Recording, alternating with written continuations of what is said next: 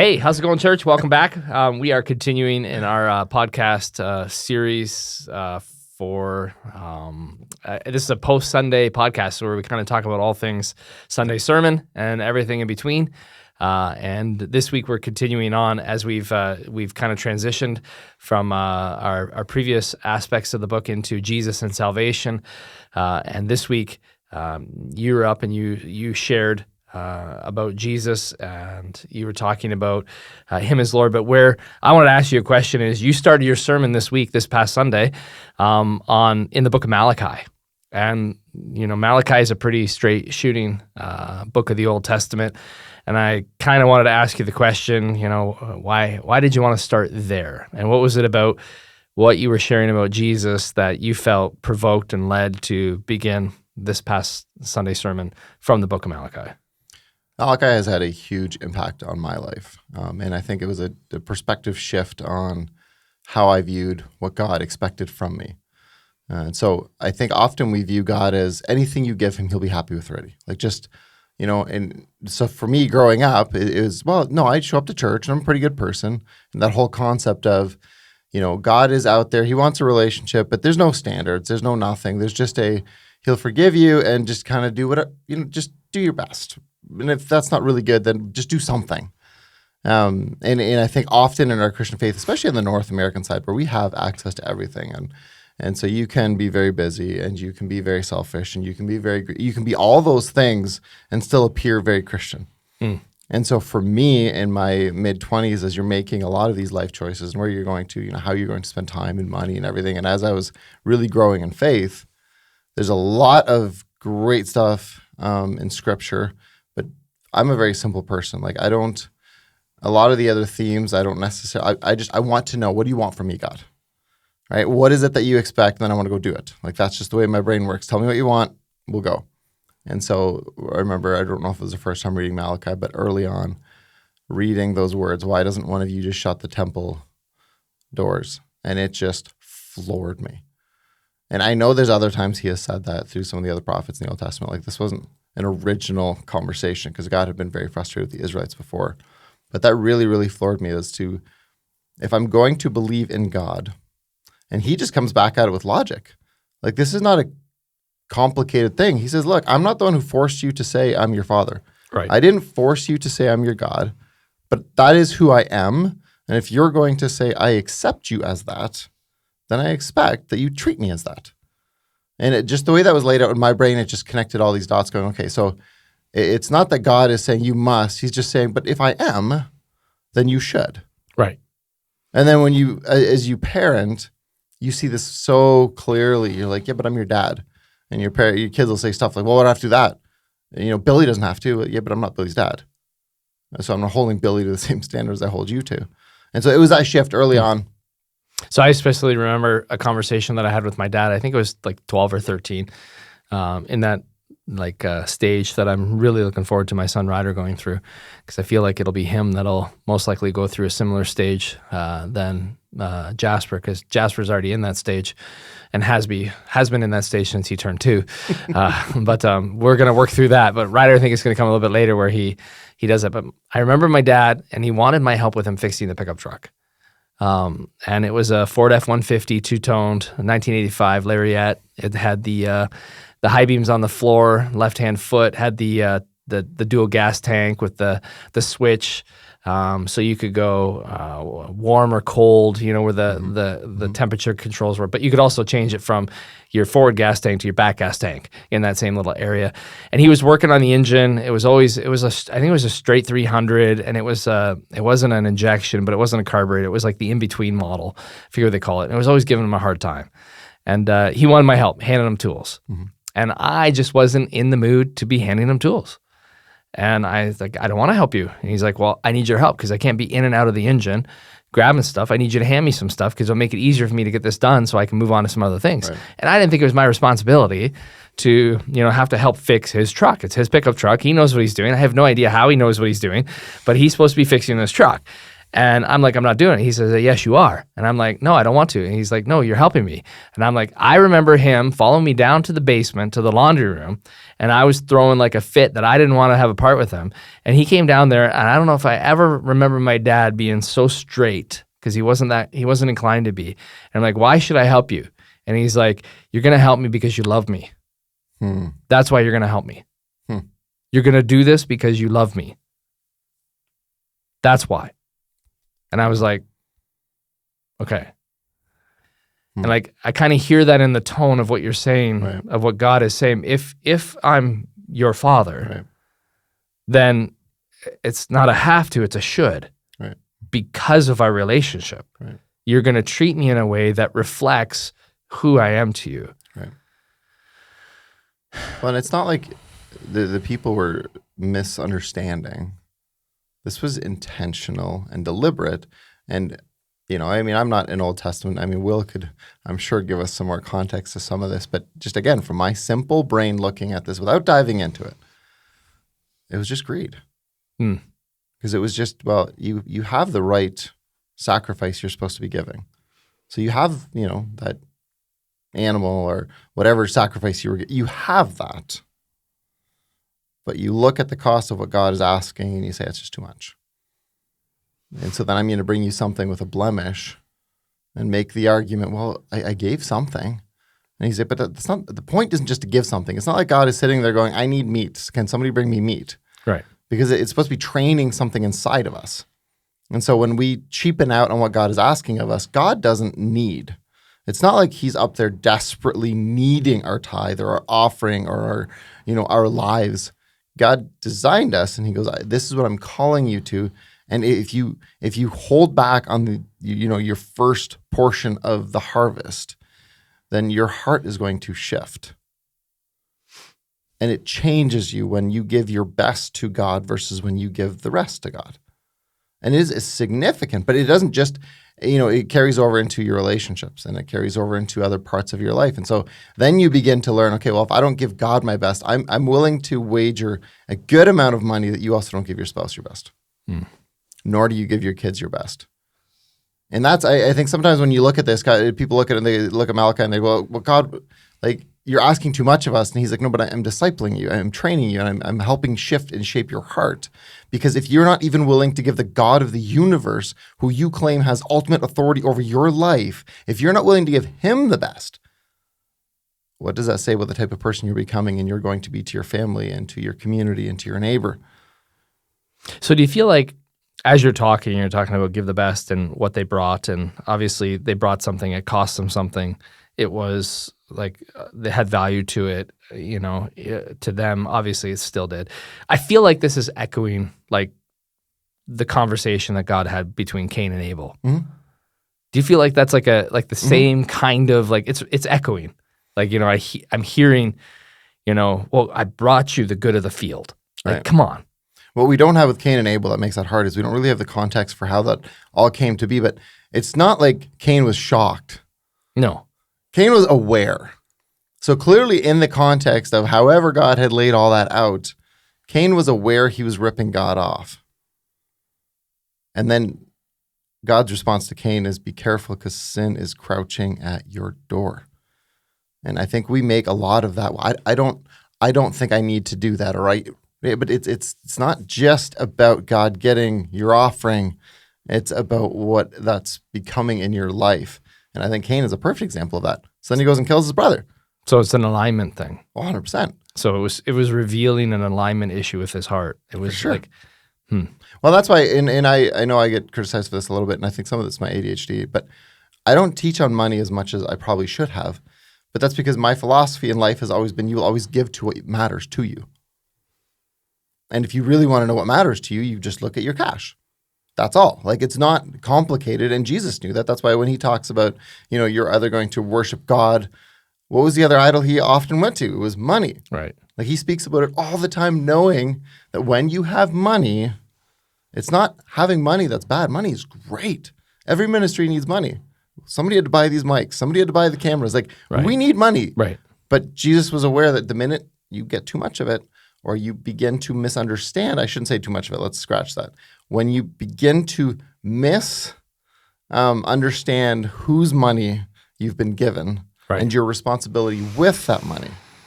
Because there are a lot of poor people who are incredibly I would argue strongly that the most selfish people in the world are middle class. Because they have enough that they can do what they want, but they don't have enough that they feel like they owe anybody anything. So they're in that stage where they've kind of gotten that freedom. So now they're like, they haven't got to the point where they see it as much of a responsibility, but now we've kind of purchased our own freedom in a sense. So then I've got I can enough do to get by. Right. Yeah. So what do I need anybody for? So now I can be my own king as long as I do this in a. But that was the heart of what he was trying to say, and that's why faith is so practical, and that's why when people, we joke about it, but baseball players or singers or anything, they point to God after a home run, and I mean that's all good. But if your belief in God does not shift drastically your day to day, then you may not understand who God is. And I think that's why when the Proverbs are written, and he says, "Well, the beginning of all wisdom is the fear of God." It's because when you don't grasp the gravity and just the hugeness of his nature, you just kind of live like, I live like gravity exists, but it doesn't really affect me. It impacts me, but I just, whatever, it's there. Right? So you over and over again, at least with the limited time that you had, because we did have a busy Sunday. Yes. There's no question about that. And that's a couple weeks in a row that our Sunday school teachers got stretched mightily. So my bad. Sorry. Big shout out to all the Sunday school teachers out there who are putting extra time in. We appreciate it very much, the efforts. But over and over, you've read through the first couple chapters of Malachi with the emphasis on being something that stuck out to you, which was Lord Almighty, Lord Almighty, Lord Almighty. We're talking about, who Jesus is. And you use that over and over again. Why did you feel like that needed to be stressed? Because I think the English language has a lot of shortcomings. We've talked about this before, but it's hard to articulate really. But in this text, as the people translating this are reading how Malachi worded this, the word that God very clearly used for the most part, and if you read the text that I read, the only one time it just says the Lord, just once. But the rest, it was the Lord Almighty. Okay, but then God is clearly trying to articulate something very sincere, that this is the part you're missing. You've lost all of your fear of me. And God even brings out, he says, you wouldn't do this to your governor. So why do you fear your governor more than God? Right? And so I think it's neat. It's just like when we say, okay, well, Jesus called God Father and says that's, we should pray. We start with our Father who art in heaven. Okay, well, those words are incredible power. And so as this prophecy is being written and you're articulating who it is that's speaking, God is very clear that this is the Lord Almighty. And again, I think, whichever direction we can take it, so we kind of took it the direction of selfishness, but let's take it to the direction of anxiety. When Jesus in the Sermon on the Mount says, you shall not worry about tomorrow, the reason you don't worry about tomorrow is because you're convinced that the God of the universe runs tomorrow. Right. But when you lose that, then you fear that you have to regain control over said situation, hence the anxiety, hence the fear. Right? And so it matters so much the wordage that the authors are using, but it's also God reminding, like, yes, I am your father. But you know what? My kids know this. I have a dad voice. And there are certain times when my voice is like, hey, let's have fun. This is funny. And then there's a point where they realize, oh, we're not having fun anymore. Lord Almighty voice. Right? 100%. The Dad Almighty. Right. Yeah, right? Well, yeah. But that's that same concept. And I think this was an important moment. And then, there's 400 years of God going, okay, now wallow in your stuff. So do you think, obviously, from the context of our local church, like we could talk about North American church, but we can't change the North American church. We can only allow the Spirit to work in us as individuals and then in our faith community, which is like Mount Salem. There's a need then for us to reflect on or to ask ourselves the question, is he Lord Almighty to us? Is that where you feel like you were being led to kind of draw that out? Like, I know contextually to them, but there's a reason why, as we speak about who Jesus is, and we're talking about, Jesus and salvation and redemption, and like oftentimes we can think of Jesus as like our best friend. Right. He's our buddy. Right. But there is also this idea, and we've talked about this, the revelation of him speaking to the storm. And they went from being like, this is just a guy who's a prophet to being like, who is this guy? Right. Like the wind obeys him, like Lord Almighty. Right. Like, is there a need here in our place to reflect? There are two thoughts that came to my head. The first one I'll just touch briefly, but I think everybody has a tendency to go the direction of moving from Lord Almighty to Lord to Father. Because I see that in our marriages. I see that in our kids. Like that initial spark, unless you're intentional, just fades. And then you begin to act in a way in a marriage that you just assume you're always going to be married. And then all of a sudden you find yourself doing things that you're like, how in the world did I get here? So I think there's a natural tendency with some of this. But then the flip side is it's that reverence piece. And I think when you lose that reverence, you lose your ability to really trust God for anything, which then you lose your ability of God moving through you. But I think Jesus knew this. And again, this is another one of those phrases, take up your cross daily. We take that in a lot of different ways, but I think this is one of those things. Every day remind who you are, how you fit into the story, and who God is.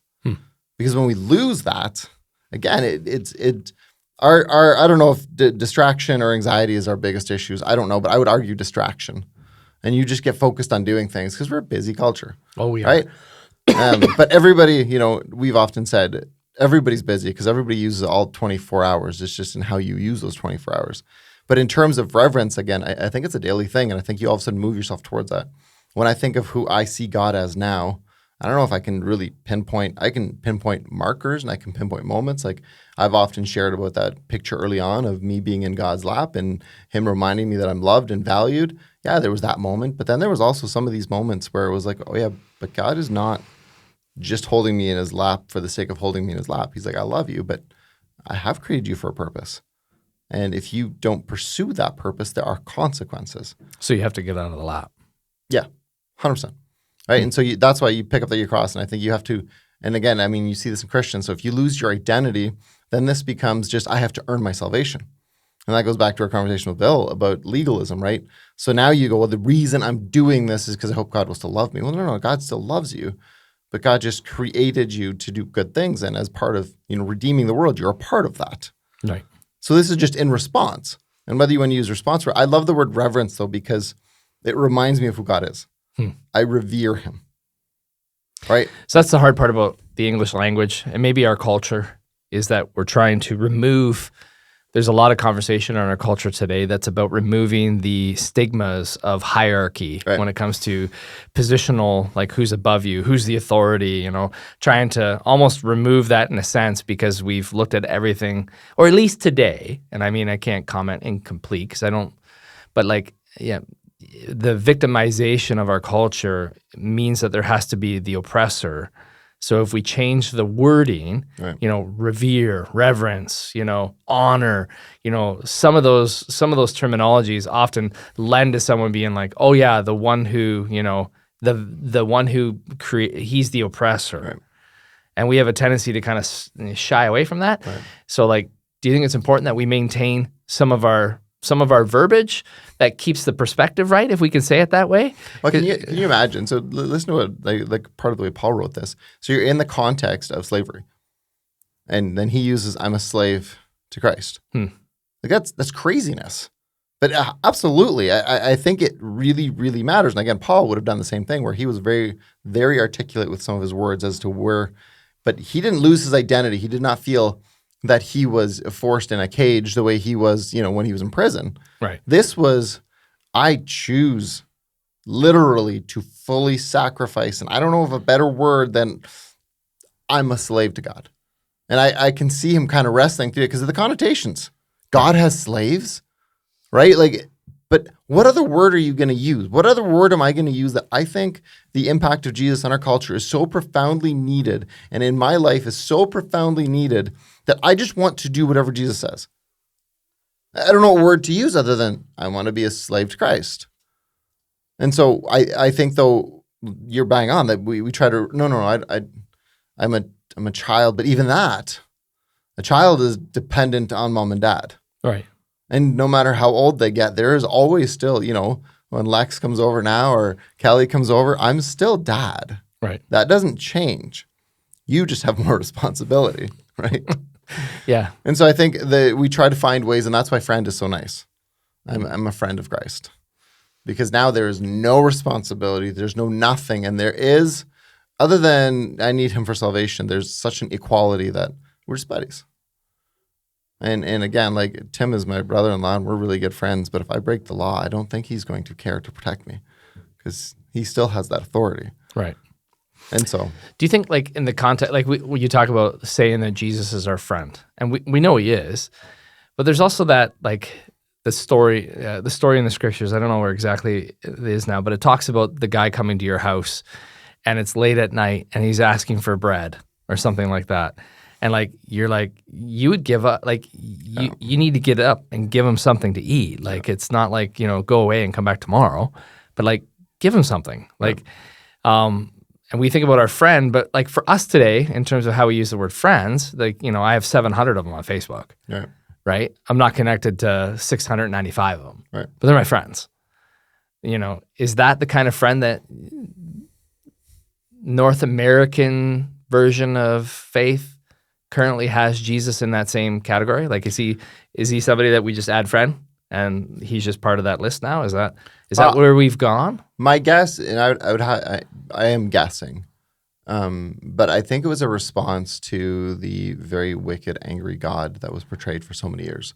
And so there was a pendulum swing of the only thing God wants to do is send you to hell, and he judges you and he thinks you suck. And that's how a lot of people perceived God. And there's a lot of data that backs that up. Every survey you do, that's one of the highest things that people feel. And so I think in the Christian community, then you swing the pendulum to the other way. You're like, okay, well, how can we make him sound not so bad? And so then we go, you're just buddies. He's a friend. And I think it doesn't, he is, but he's not.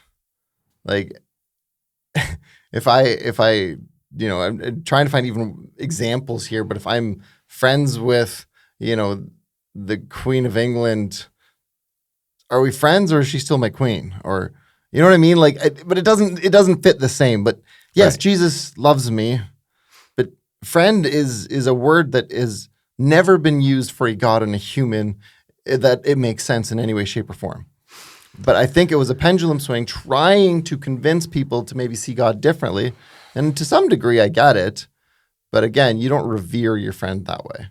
Right. So it's not like almost us using the term friend has detached the Almighty to the back portion of the Lord. It right? seems in a like sense, it. Not intentionally, but I think a lot of the things we do aren't intentional. I mean, we know this. You kind of think, okay, well, if we try to present it this way, and then the way you present it versus the way somebody heard it was night and day different, and you're like, how did you get that out of this? But yeah, I think we want to somehow make God smaller. Because we think that's going to help people. But I think that by doing that, we've made God so small that he's not really attractive. I don't trust that God is in this world because we've made him this small little guy who's my buddy. Well, my buddy's not smart enough to figure out, anything in the world. He certainly is not big enough to have created the world and everything. So now God has become this really small person. And then you bring it down to Jesus, and now God is just a human being. Jesus was not just a human being, and that wasn't the point of it. But that's often, I feel like, how we've made God smaller and smaller and smaller, and that's where you begin to lose your reverence because it's not that impressive. When I'm around, you playing basketball, you're better than me, but I don't revere you. Right. But when you see some of these NBA stars, I know reverence is the wrong word, but the analogy of it, like I would revere some of those guys. Like those guys are phenomenal. But I think we've brought Jesus down so low. I don't think we trust that he knows what he's doing. I don't think we trust God. And that's why even a lot of the church fights and everything, the stuff that we're fighting over is stuff that we just don't trust God with anymore. God, since you're clearly not working in the church, I'm going to do something. And so I think that it is a huge conversation. That's why I felt the need to spend a full Sunday on that piece of, like, when you talk about Jesus, is that just my friend? Is that the way? Or do you revere him? Do you have reverence for him? Because it was so funny. So later on that evening, I was mad at Josie a little bit because she was yelling at one of the kids. And I was like, I don't think you should have yelled at that. She had her voice back enough to She did. Wow. Yep. Mommy's back. But I was like, oh yeah, but I'm supposed to be revering Christ, and that's why I would love her. And it was crazy how quick your mind changes. Oh yeah, she's a daughter of God. Now all of a sudden it is a completely different mindset, and so I think it is something that has been lost a little bit. I wouldn't say over everybody. We have lots of people in this church that I would be like, no, I literally see Christ in you as you're, living your day to day. Right. But I think if you stop picking up that cross, and I think if you stop, spending time with Him, you lose some of that. And I think that becomes very evident in how you live and how you sacrifice. And that's why I don't think you see it so much in the North American church, because you can portray a lot, right? And you can still look very good and not be at all. But it changes you. And God knew that, and that's why He demanded that tithe and that tenth, and that's why He demanded from people certain things, because it shaped them into being better humans.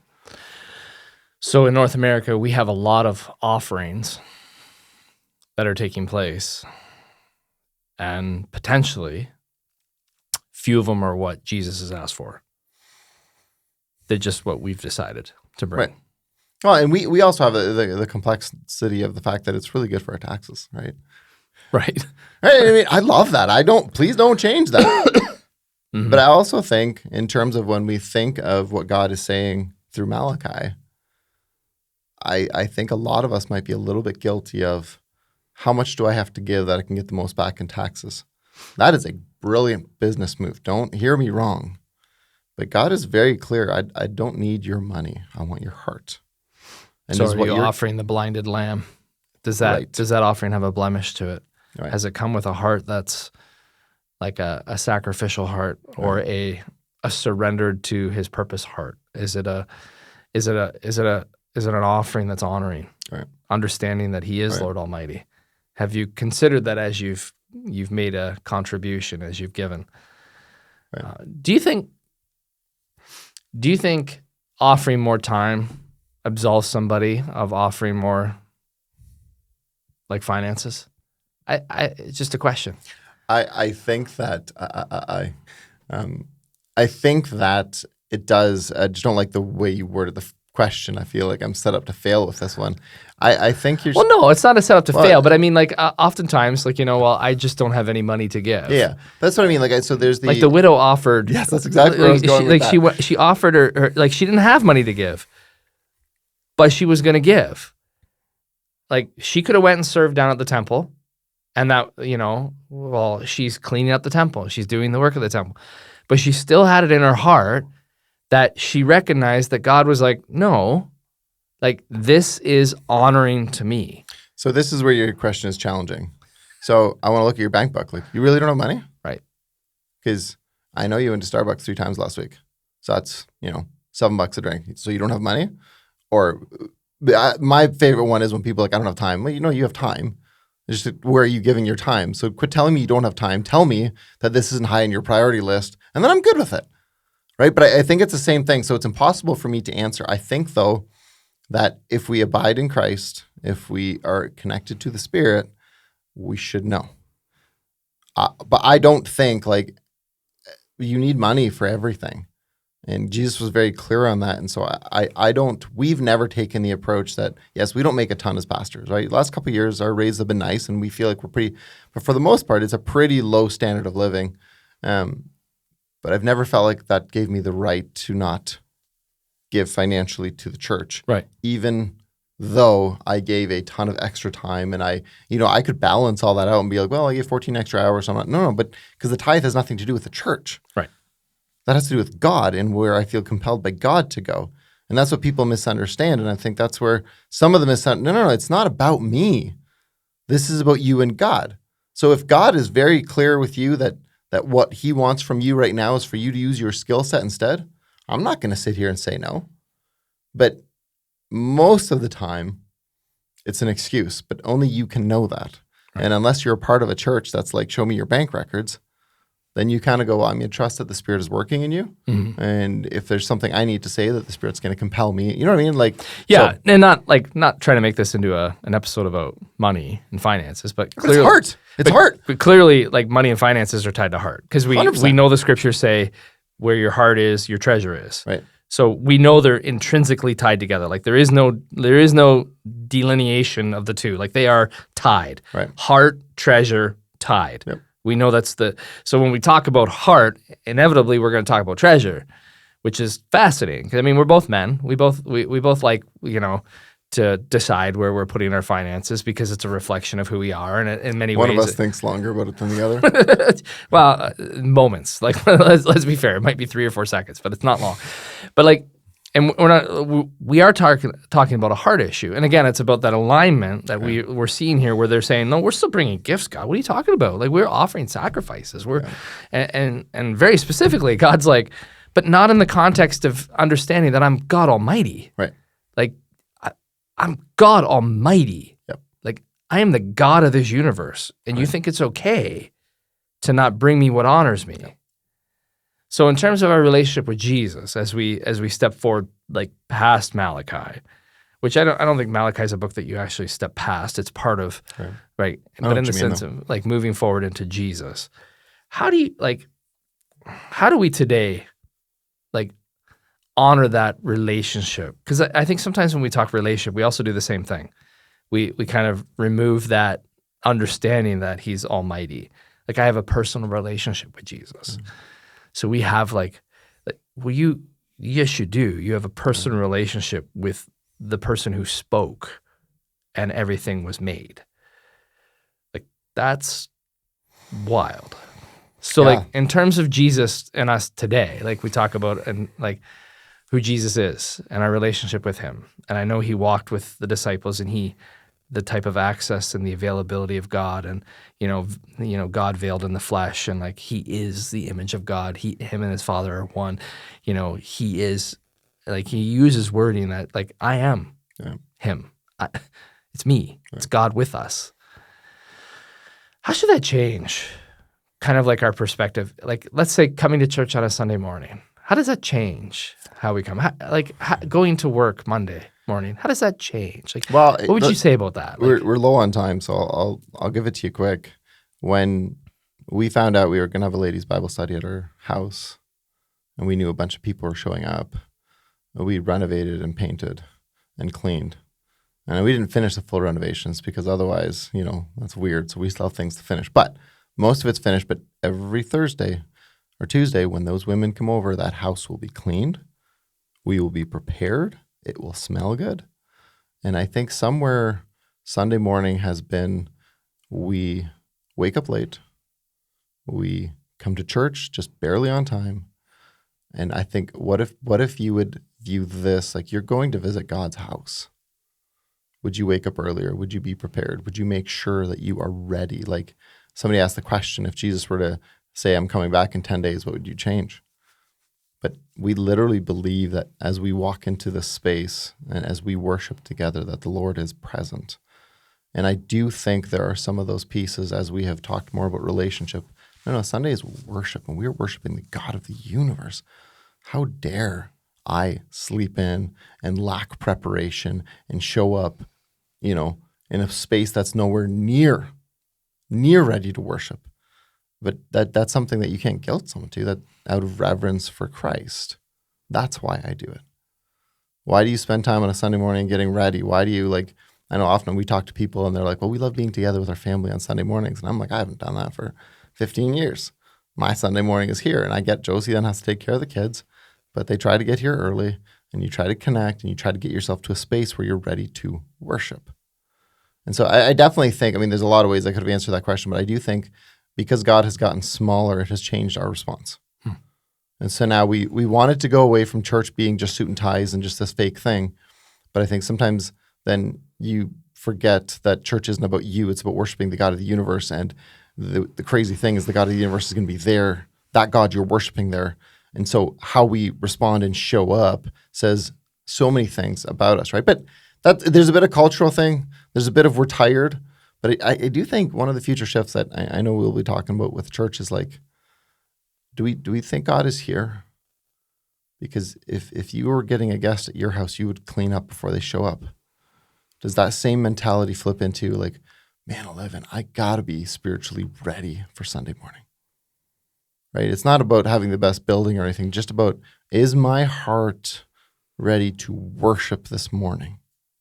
Am I expectant to hear and sense and feel and, really experience God? And I think that's one of those things that, as I think about reverence, it's my own life. Like this is just kind of looking at our culture and what we've done with it. But I think to get from where we are to reverence, it's going to take a lot of small little things. Mm-hmm. And I think we talk about that in coaching. Do little things well. It's little things. And so I think one of those little things could be, give myself 15 more minutes on Sunday so I can pray and make sure I'm ready before I show up, right? It's just little things. You're already showing up. You're doing great. But what if we were just a little more intentional? And what if, you remind yourself to pick up your cross daily? What does that do? Memorize Ephesians 5. Memorize just even that one verse. Submit to one another out of reverence for Christ. And have that rolling through your minds. Okay, so when I show up to work and I'm mad at Patrick or Trevor or whatever, but I'm submitting to one another. Okay, so if I'm submitting to my coworkers and I'm submitting to my elders and I'm submitting to my congregation, what does that look like? Oh yeah, and I'm not doing it because I'm employed here. I'm doing it because I have reverence for Christ. So if I'm not submitting to one another, what does that tell me about my reverence for Christ? So that's a whole other podcast. Yeah, there's a lot of good stuff here, but sake of time. Yes. We used a bunch up on Sunday already. So we'll try to cut it just a little bit early. But no, thank you for what you shared on Sunday. And I know you were limited on time, so there's a bunch of things that you weren't able to convey. But I do appreciate you allowing us into the window of what God was leading you to and the preparation. And that really stuck out to me, the repeating of Lord Almighty through Malachi and just the missing of that point. Right. And man, fantastic. Appreciate you being here for this podcast, which is, I know it's part of the job, but hey, thank you so much. And look forward to next week. Yeah, awesome. All right. That's it. See you, George.